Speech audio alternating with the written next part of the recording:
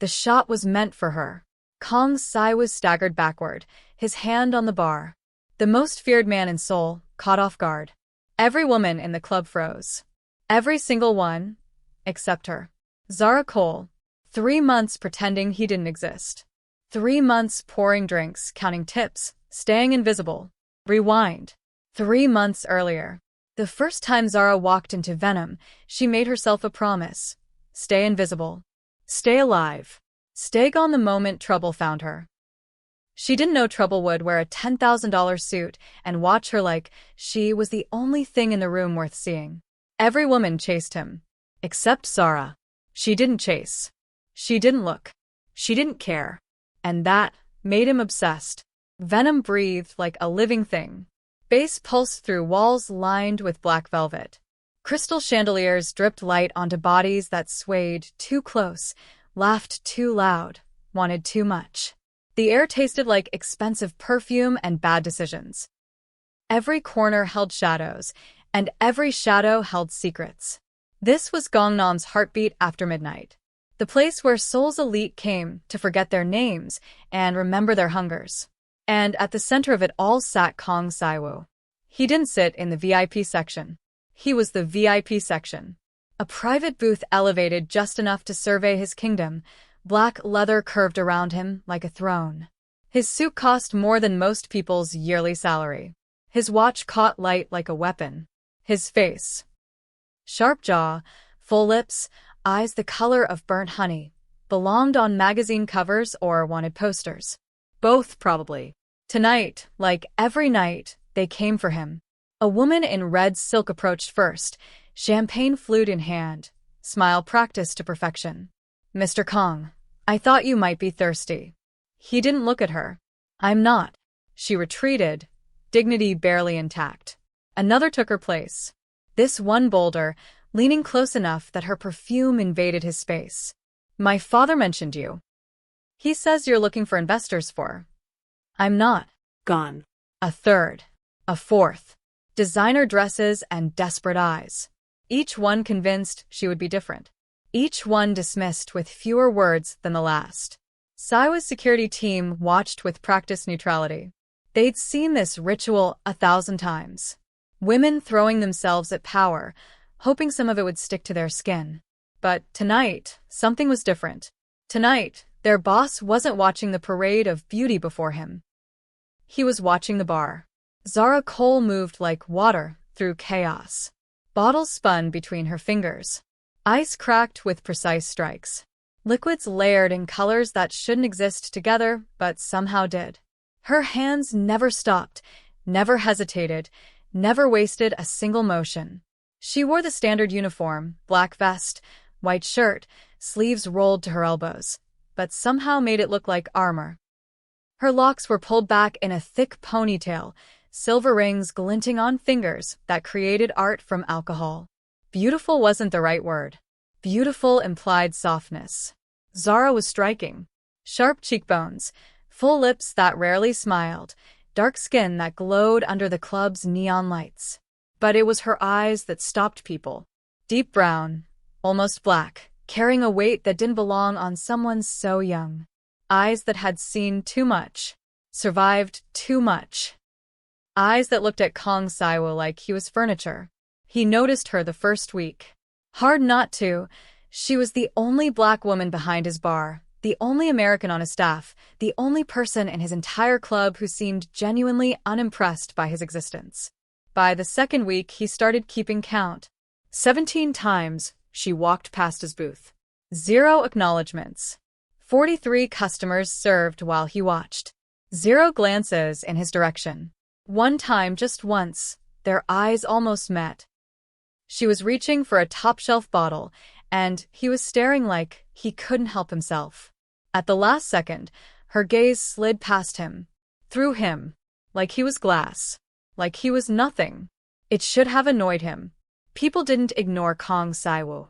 People couldn't ignore him. His name was whispered in fear across 12 districts. His family controlled half the city's underground economy. One word from him could end careers, lives, entire bloodlines. And this woman, this bartender? treated him like a stranger on a subway platform. It didn't annoy him. It fascinated him. Who is she? His right-hand man, Do-hyun, followed his gaze to the bar. Confusion flickered across his scarred face. The American? Zara Cole. Hired 2 months before you returned from Japan. Best mixologist in the city, apparently. Manager found her at some underground bar in Itaewon. Background? Clean. Almost too clean. Do-hyun's eyes narrowed. 27. Born in Atlanta. Worked in London for 3 years, then showed up in Seoul 18 months ago. Keeps to herself. No social media. No close friends among the staff. Rents a small apartment in Mapogu. Pays cash. Siwoo absorbed this, still watching her work. Criminal record? None that we found. What aren't you telling me? Do-hyun hesitated. There are gaps in her history. Employment records that don't quite connect. Addresses that lead nowhere. It's like she exists in fragments. Fragments. Yes. That felt right. Zara Cole was a puzzle with missing pieces, and Siwoo had always been dangerously good at solving puzzles. Keep watching her, he said quietly. Quietly. Is there a concern? Siwoo's jaw tightened. Was there? He couldn't name it. Couldn't explain why her indifference burrowed under his skin like a splinter. Why he found himself scanning the club for her figure before he even sat down. Why her silence felt louder than any music. No concern, he lied. Just curiosity. Do-hyun nodded once and disappeared into the crowd. Siwoo returned his attention to the bar, to the woman who moved through his kingdom like she owned it, like he was just another ghost in a building full of them. Tonight, he decided. Tonight, he would hear her voice. If you're already feeling the tension between these two, comment where you're watching from. Do you think she's hiding something dangerous?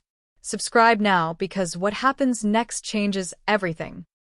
The crowd parted for him like the Red Sea. It always did. Whether from fear or fascination, people instinctively moved when Kang Siwoo walked. His security detail fell into formation behind him, 3 men, faces blank, hands ready. Whispers rippled through the club as he descended from his booth, heading toward the bar. Why was he leaving VIP? Who was in trouble? What was happening? The questions hung in the air like smoke. Siwoo ignored them all, sliding onto a bar stool with the easy grace of someone who had never been denied anything in his life. The leather seat was still warm from its previous occupant, a businessman who had practically sprinted away the moment he saw who was approaching. For a long moment, nothing happened. Zara continued serving customers down the bar, her back to him, pouring, mixing, sliding drinks across the black granite surface. Every movement deliberate. Every second of delay intentional. She was making him wait. No one made him wait. When she finally approached, her expression was neutral, professional, empty of any recognition that he was anything other than another customer. What can I get you? Her voice hit him, somewhere unexpected. Low, slightly raspy, carrying traces of the American South softened by years away from home. It was the kind of voice that could whisper secrets or deliver verdicts. Both felt equally likely. Whiskey, he said. Neat. Any preference? Surprise me. She turned without another word, scanning the bottles behind her.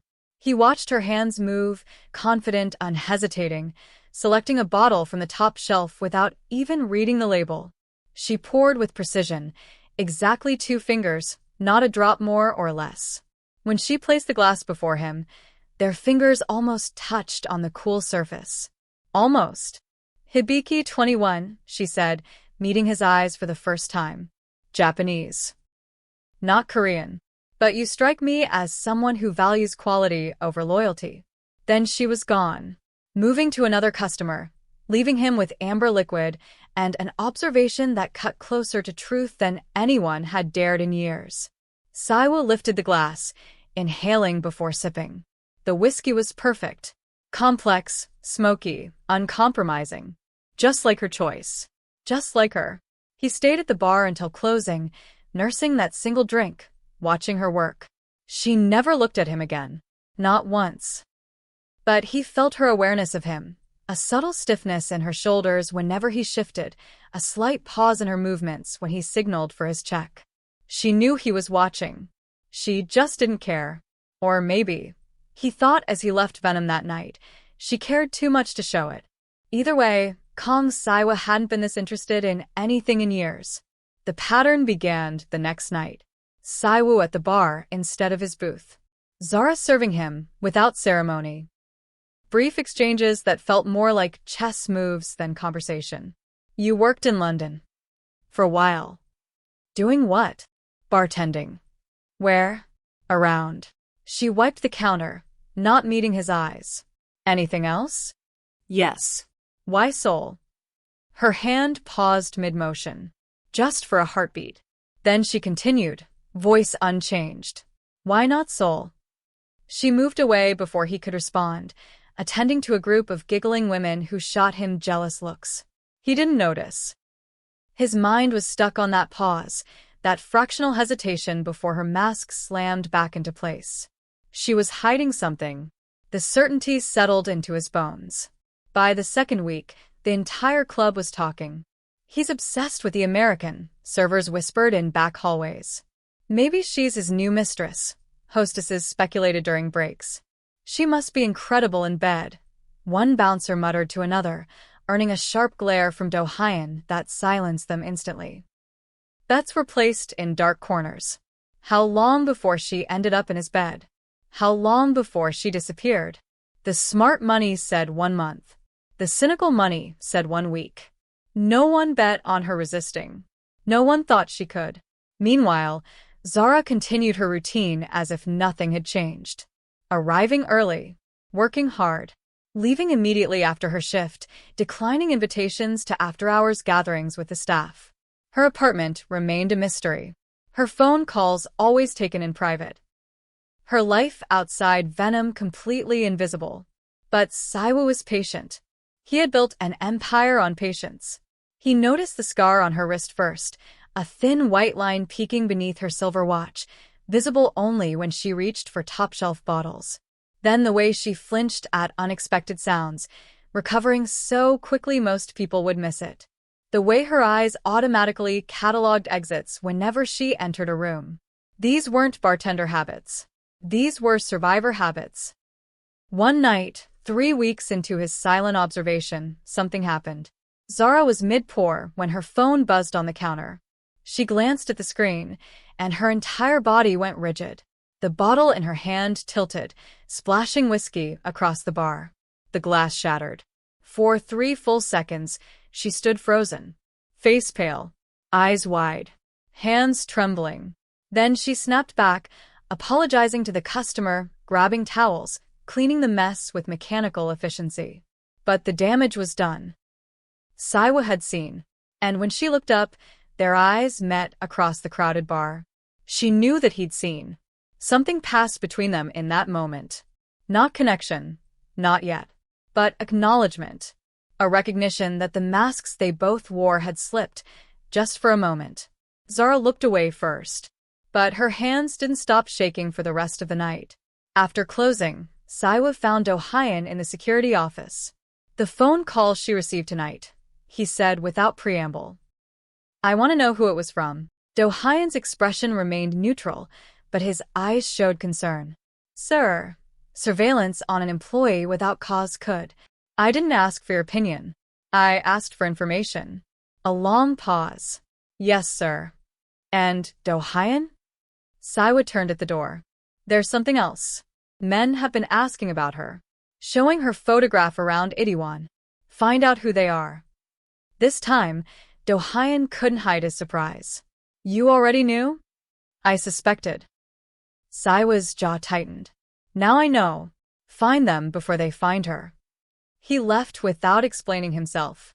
He wasn't sure he could. Like this video if you're already invested in their story. A comment below. Who do you think is hunting Zara? And what did she witness that made her run?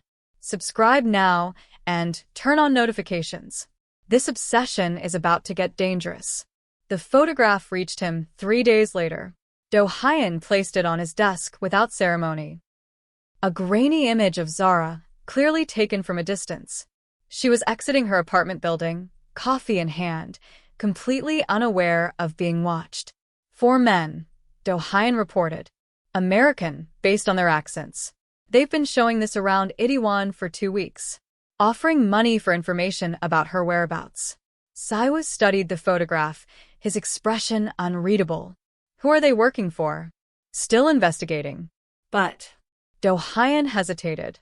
But one of them has connections to organized crime in Atlanta, specifically to a case that went federal 3 years ago. A witness testified against a trafficking ring. Several powerful people went to prison. The pieces clicked together in Siwoo's mind.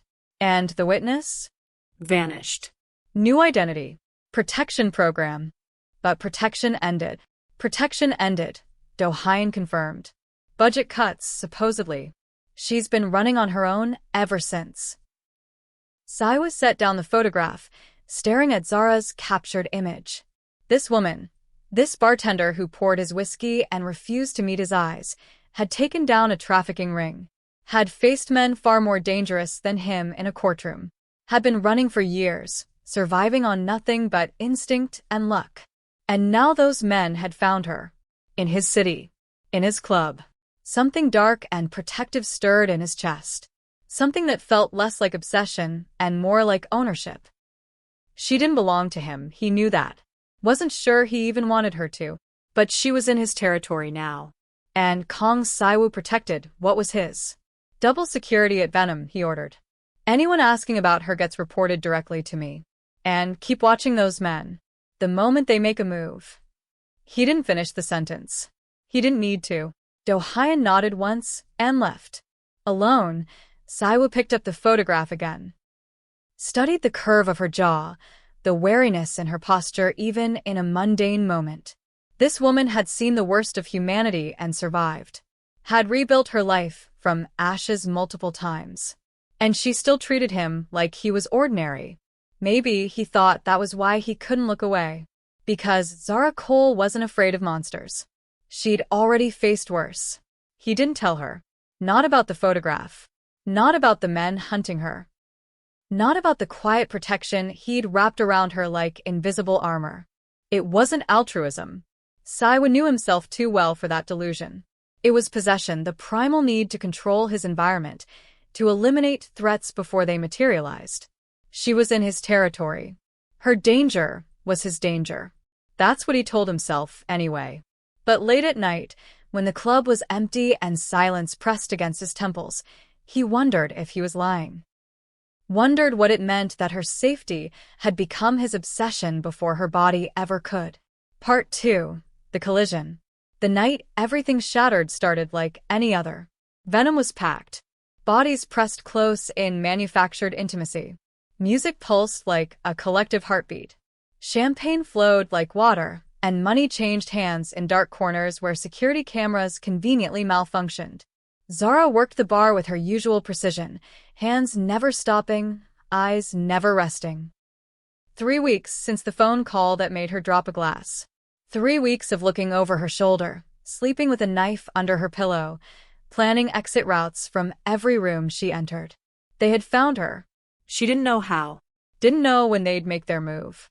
Only knew that the fragile piece she'd built in Seoul was crumbling, and soon she'd have to run again. New city. New name. New life built on lies. The exhaustion of it sat heavy in her bones. Another whiskey? She looked up to find Siwoo watching her from his usual seat at the bar. 3 weeks of this, him appearing every night, ordering drinks he barely touched, asking questions she barely answered. 3 weeks of his eyes following her like she was a puzzle he intended to solve. She should hate it. Should hate him. This criminal prince with blood on his hands and charm in his smile. Instead, she felt something far more dangerous. Safety. When Kang Siwoo was in the room, her shoulders relaxed. Her breath came easier. Some primal part of her recognized that nothing could touch her while he was watching. It was a lie, of course. A fantasy. Men like him didn't protect, they possessed. And she refused to be anyone's property ever again. Same as before, she said, reaching for the hibiki. You remember my order. I remember everyone's order. It's my job. A slight smile curved his lips. Is that all it is? She set his drink down without answering, already turning to another customer. But she felt his gaze on her back, warm and heavy, and something in her chest tightened in response. Stop it, she told herself. He's not your savior. He's not your anything. But her traitorous heart didn't listen. The VIP customer arrived around midnight. Zara noticed him immediately. Expensive suit, predatory smile, the kind of confidence that came from never hearing the word no. He settled at the bar with two friends, already drunk, already loud, already looking at her like she was on the menu. She'd dealt with worse. Much worse. What can I get you? She asked, voice professionally neutral. The man leaned forward, eyes crawling over her body. What's your specialty, beautiful? Cocktails. What's your preference? I prefer something exotic. His friend snickered. Tell me, where did the boss find you? I didn't know Venom was importing entertainment from Africa now. The words hit like familiar blows. Zara's expression didn't change. Couldn't change, not if she wanted to survive. She'd learned long ago that reaction was defeat. That silence was armor. But before she could respond, a hand shot past her. It grabbed the man's wrist, twisted, slammed it against the bar with enough force to rattle glasses. The entire club went silent. Kang Siwoo stood beside her, having moved so quietly she hadn't heard him. Approach. His face was calm, almost serene. But his eyes were murder. Repeat what you just said. The man's face had gone white. And Mr. Kang, I was just... Repeat. What? You said. I apologize. I didn't mean any offense. I was just joking. Joking. Siwoo's grip tightened. The man whimpered. In my club, we have rules about jokes. Would you like to hear them? Please, my wrist, you're breaking my... Apologize. To her. Now. The man's eyes found Zara's, wide with terror and humiliation. I'm sorry. I'm so sorry. Please, I didn't mean... Get out. Siwoo released him, and the man scrambled backward, nearly falling off his stool. His friends helped him up, all three of them fleeing toward the exit like the building was on fire. Silence hung in the air for a long moment. Then slowly the music resumed. Conversations restarted. The crowd pretended nothing had happened. But something had. Zara found him after closing, standing on the rooftop terrace where staff sometimes took breaks. The city sprawled below them, a galaxy of lights against velvet darkness. He stood at the railing, suit jacket removed, sleeves rolled to his elbows, looking almost human in the moonlight. You didn't have to do that. He didn't turn. I know. I've handled worse. Every night, sometimes. Comments grabbing, assumptions about what I'm willing to do for tips. She moved to stand beside him, arms crossed. I don't need a savior. I know that too. Then why? Now he looked at her. Really looked, with those burnt honey eyes that saw too much. Because some things aren't tolerated in my house. Not jokes. Not disrespect. Not toward anyone who works for me. Works for you, she repeated. Is that what this is? Employer protection? A muscle twitched in his jaw. Does it matter what it is? Yes. The word came out fiercer than she intended. It matters because I don't understand you. 3 weeks you've been watching me, following my movements, sitting at my bar like you're waiting for something. What do you want, Siwoo? His name in her mouth felt different, more intimate than she'd intended. He was quiet for a long moment. When he spoke, his voice was lower, rougher. I don't know. You don't know? Everyone in my life wants something from me. Power. Money. Protection. Connection. He turned to face the city again, profile sharp against the glow. You want nothing. You look at me like I'm ordinary. Do you know how rare that is? How terrifying. The confession hung between them, raw and unexpected. Zara felt something shift in her chest. A crack in the wall she'd built so carefully. This man, this dangerous, powerful man who could have anything he wanted, was standing before her almost vulnerable. "You're not ordinary," she said quietly. "I know exactly who you are. What you do. The blood on your hands. Then why aren't you afraid?" She laughed, the sound bitter and hollow. "Because I've met real monsters, Siwoo. You're not even close." If you're feeling this tension building, like this video now, comment below. Do you think she's starting to fall for him, or is she too damaged to trust? Subscribe and turn on notifications. What happens next will change everything. The community center was small, tucked away in a quiet neighborhood far from Gangnam's glitter. Zara came here every Sunday, her only day off, her only peace. Teaching kids to cook in a cramped kitchen that always smelled like garlic and burnt sugar. Watching their faces light up when a dish came together. Feeling for a few hours like she was building something instead of running from everything. She was explaining the proper way to crack an egg when the door opened, and Kang Siwoo walked in. He looked absurdly out of place. $10,000 suit among donated furniture. Handmade shoes on linoleum floors. The children went silent, staring at this stranger who radiated authority like heat from a flame. Zara's hands clenched around her apron. "What are you doing here?" He had the grace to look almost sheepish. "I wanted to see. How did you even find this place?" "I own buildings. You sign volunteer forms." He shrugged slightly. "Seoul is smaller than it seems." "You're stalking me." "I prefer aggressive curiosity." One of the kids, a girl around 10, braids bouncing, tugged at Zara's apron. "Miss Zara? Is that your boyfriend?" The silence was deafening. "No," Zara said firmly. "He's nobody." But her voice wavered, and Siwoo noticed. He stayed. She expected him to observe from a distance, maintaining his usual air of superiority. Instead, he removed his jacket, rolled up his sleeves, and let a 7-year-old teach him how to knead dough. He was terrible at it. Flour everywhere. Dough sticking to his expensive watch.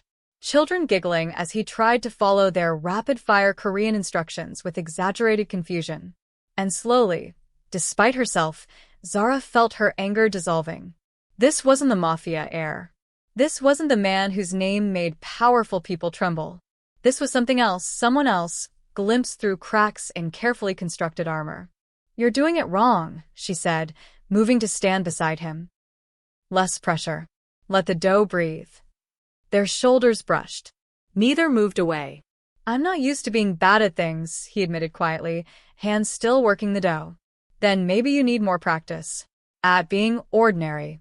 He looked at her then, flour on his cheek, something soft and unguarded in his eyes. "Maybe I do." When the session ended and the children scattered home, Siwoo helped her clean the kitchen. They worked in comfortable silence, their movements finding an unexpected rhythm. "Why do you do this?" he asked, wiping down a counter. "The cooking classes?" "Because these kids need someone to believe in them." She rinsed dishes, not meeting his eyes. "Because I know what it's like to be invisible, to feel like no one sees you." "I see you." The words were simple, but the weight behind them made her hands still. "That's what I'm afraid of," she whispered. The Alliance woman arrived like a storm in Chanel.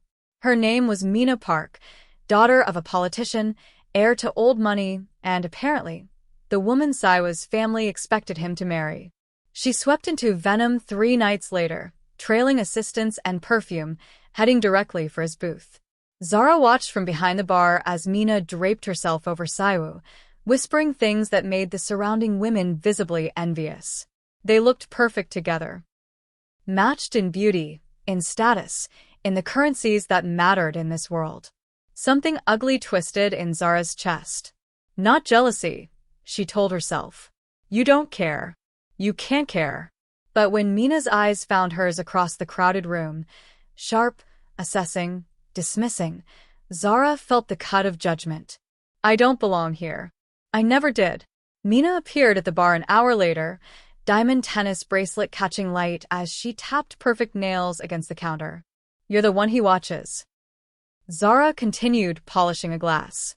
"I'm the bartender. Everyone watches me pour drinks." "Don't." Mina's voice dropped, silk over steel. I'm not the others.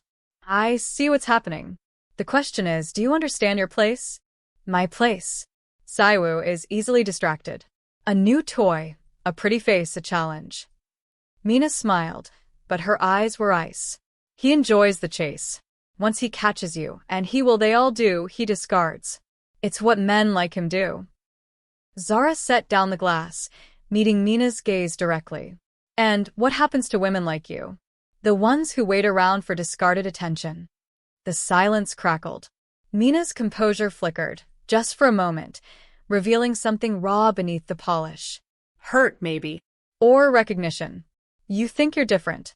Mina recovered quickly, smile sharpening. You're not. You're just new. She walked away before Zara could respond. But the words lingered like poison. After that night, things changed. Zara's shifts were cut, without explanation. Customers sent back drinks that were perfectly made. Other staff stopped inviting her to breaks. Whispers followed her through hallways, wrapped in false smiles. She recognized the pattern. Had seen it before, in London, in Atlanta, everywhere she'd tried to exist in spaces that didn't want her. Time to leave. Before it gets worse.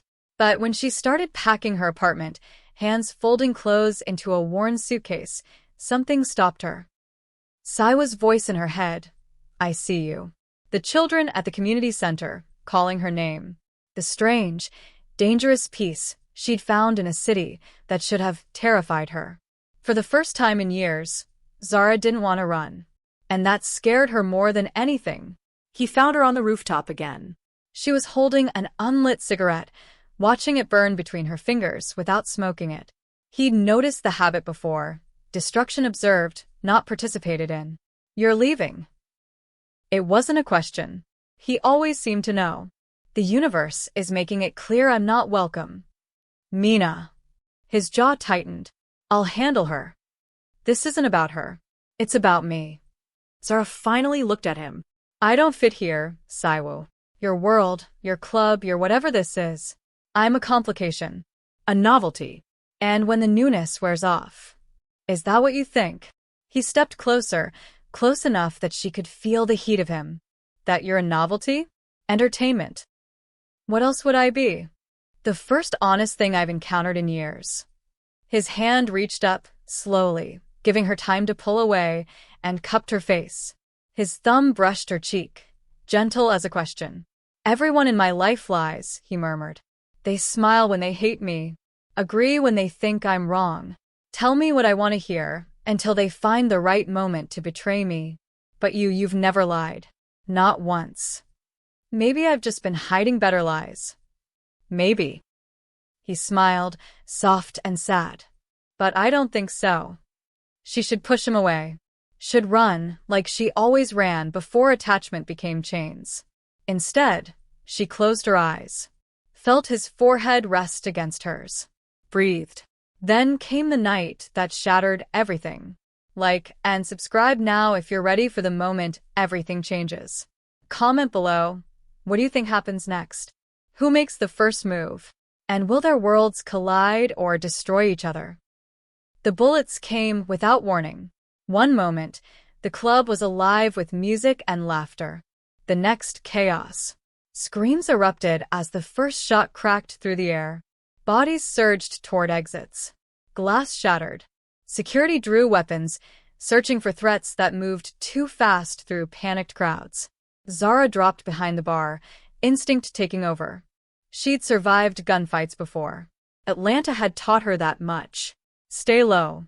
Find cover. Breathe. But then she saw the shooter's eyes. They were fixed on her. Recognition flooded through her like ice water. She knew that face. One of the men who'd been hunting her. Who'd found her, finally, in the last place she thought she'd be safe. He raised his gun. And Kang Siwoo stepped in front of her. The shot meant for her heart buried itself in his chest. Time stopped. Siwoo staggered backward, hand clutching his chest, blood blooming through his white shirt like a flower of destruction. His expression showed more surprise than pain, as if he couldn't quite believe his body had betrayed him.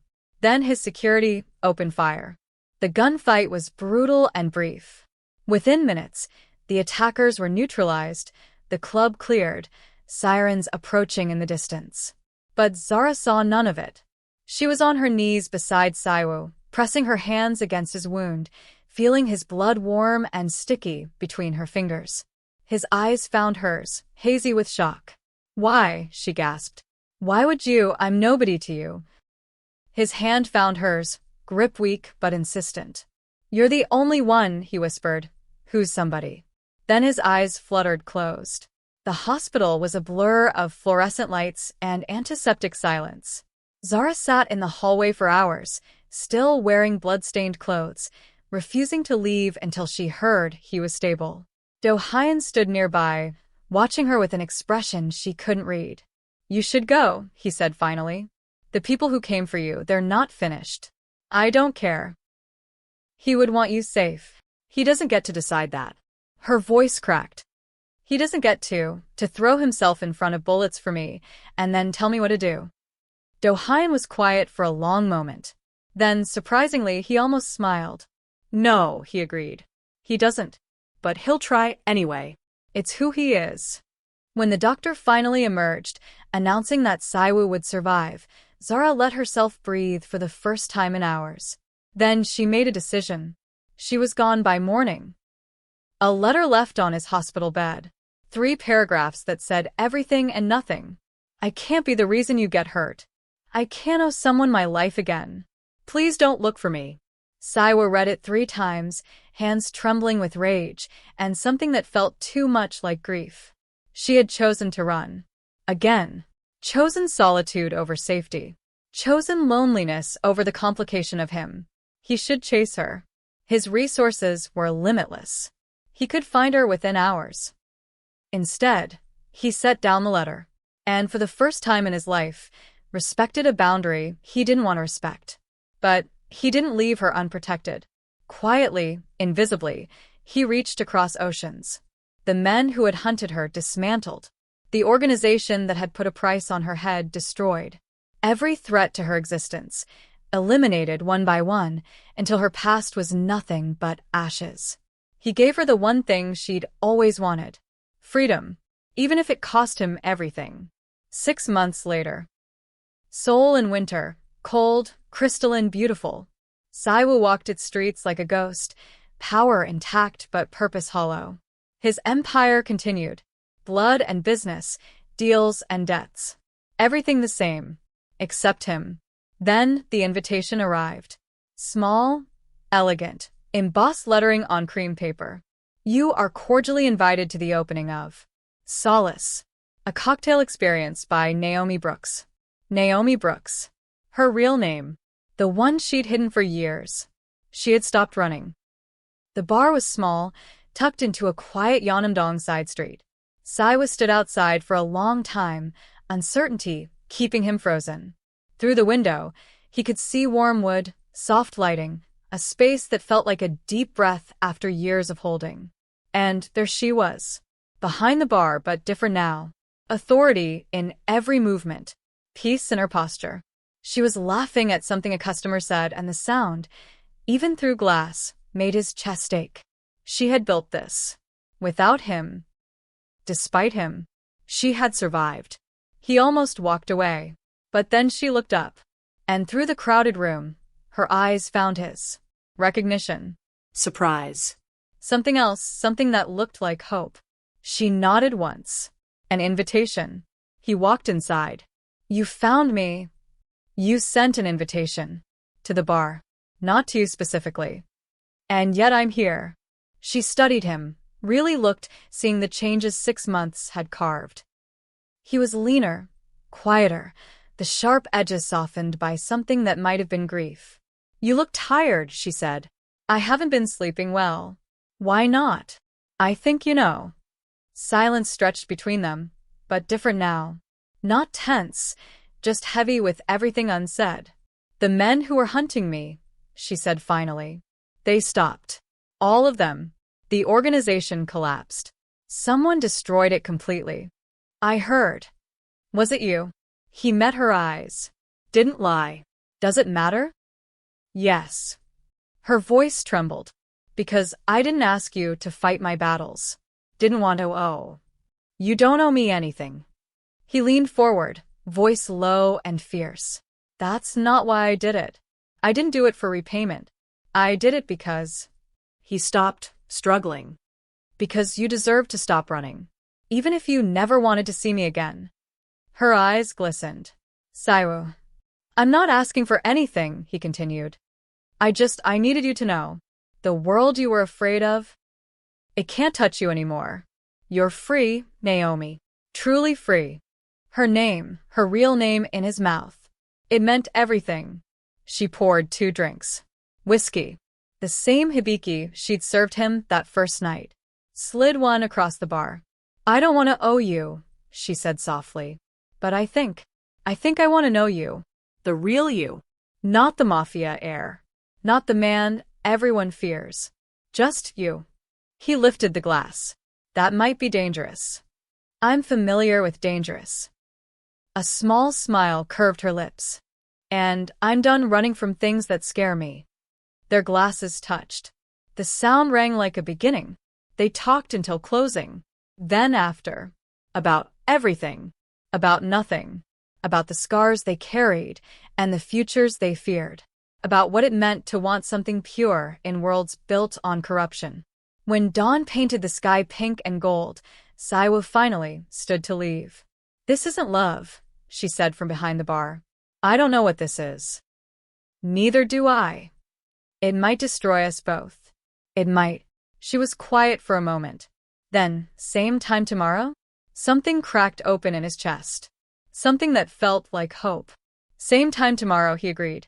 He walked into the morning light, leaving her in the space she'd built for herself. Not conquered. Not possessed. Just known. And for a man who'd spent his life controlling everything, being known, truly known, without pretense or power, was the most terrifying gift he'd ever received. But also, maybe, the most beautiful. She never chased him. He never owned her. And maybe that's why, for the first time, they were both free. She never chased him. He never owned her. And maybe that's why, for the first time, they were both free.